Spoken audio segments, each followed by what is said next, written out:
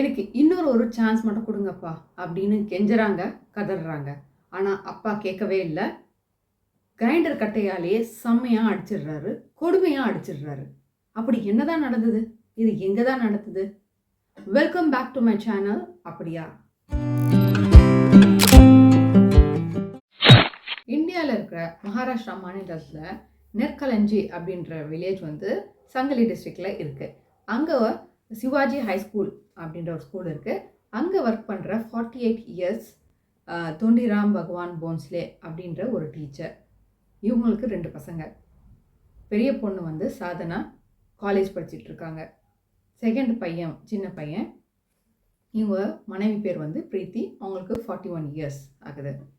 என்ன நடந்திருக்கு அப்படின்னா, சாதனா வந்து இவங்க இருக்கிற வில்லேஜில் இருந்து 30 கிலோமீட்டர்ஸ் தூரத்தில் ஒரு காலேஜில் படிச்சுட்டு இருக்காங்க.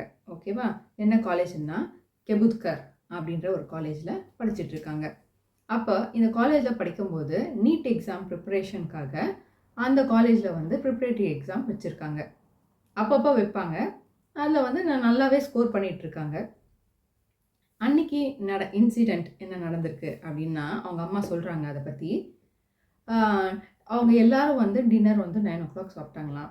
சாப்பிட்டு எல்லாரும் தூங்க போகலாம் அப்படின்னும்போது அப்பாவும் பொண்ணும் வந்து ஹால்லேயே இருந்திருக்காங்க.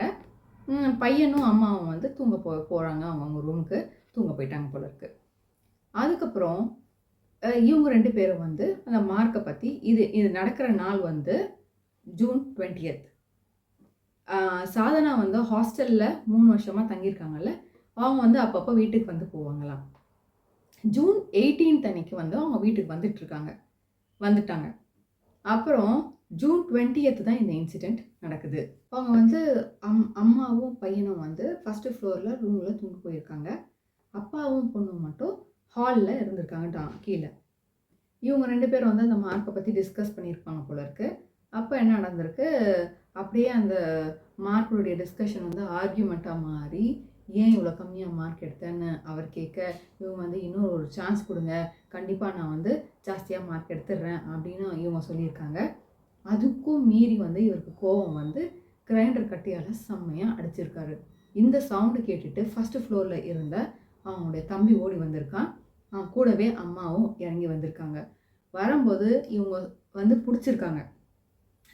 சாதனாவையும் பிடிச்சிருக்காங்க. அவங்க அப்பாவையும் வந்து அங்கேருந்து இந்த விலகிறதுக்காக பார்த்துருக்காங்க. அவங்க அப்பா வந்து செம்மையாக அடிச்சிருக்காரு அப்போ கூட சாதனாவை.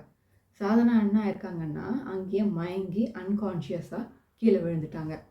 உடனே எல்லாரும் பதறி போயிட்டு டாக்டருக்கு கால் பண்ணியிருக்காங்க. அவங்களுக்கு தெரிஞ்ச டாக்டருக்கு கால் பண்ணியிருக்காங்க.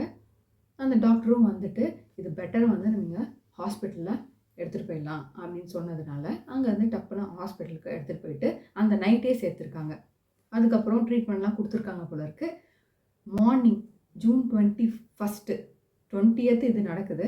21st வந்து இறந்து போயிடுறாங்க.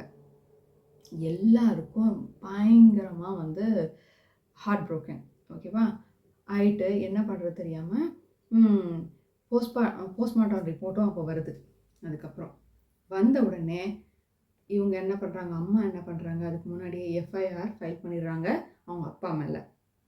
இவர் அடித்ததுனால தான் வந்து என் பொண்ணு இறந்துட்டா அப்படின்றத அவங்க வந்து ஃபைல் பண்ணிட்டாங்க.